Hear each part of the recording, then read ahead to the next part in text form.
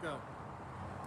I'm doing an orientation on a 2020 Raptor 351. We're going to start from the outside. This is the hot water heater. The hot water heater actually runs off gas and electric. There's a button inside the RV that'll actually turn the gas and electric on. There's also a little switch here that says on. That's the 110 switch if it's in the off position. Even if you switch the switch on the inside on, the 110 won't work.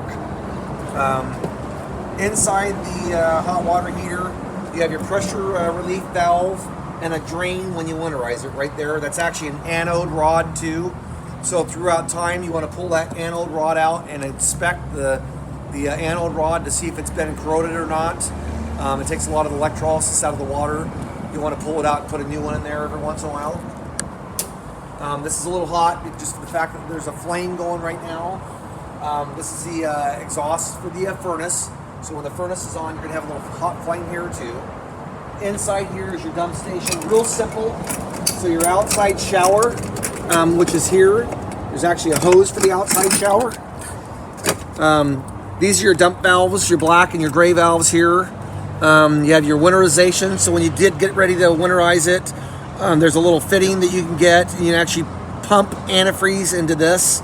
And then of course, you have to valve it right to make sure that everything's ready to winterize, including the bypass for your hot water heater. City fuel connection. This is when you're at an RV park, you want to actually run your hose up here, and you want to actually run your water into your RV just like a regular house. There's normal, and then there's also fill. So just before going to, if you're going to disconnect and go somewhere else, and you want to put some water in your tank, you can flip this from normal to fill, and that water that goes in here will actually go into your water tank.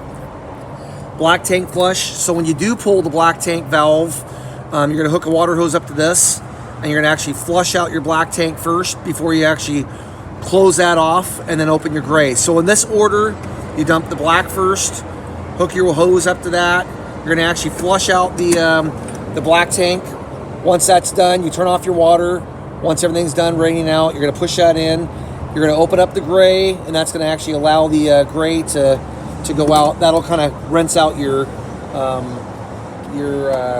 hose. Winterization.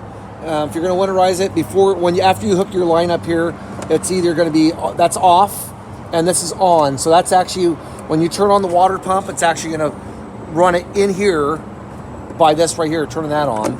And then your low point drains are here.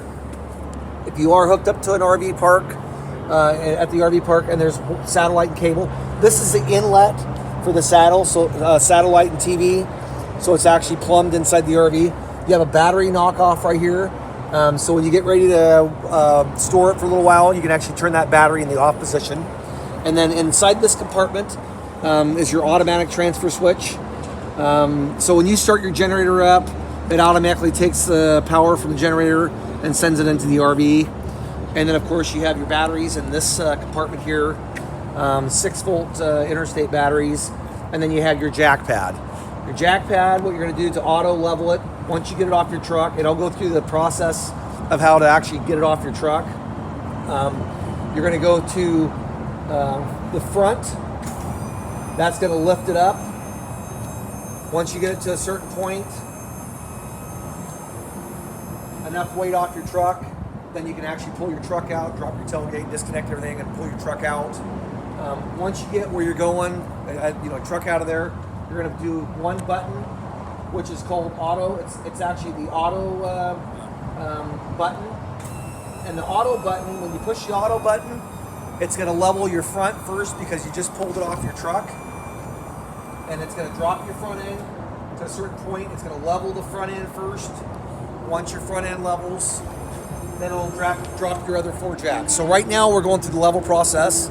So you can actually see that the front end's still kind of working a little bit.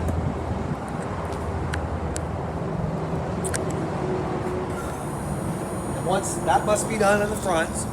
So now if you look at the back right here, you have your jacks that are going down, and there's 4 more jacks. So right now you have all 4 of your rear jacks going down.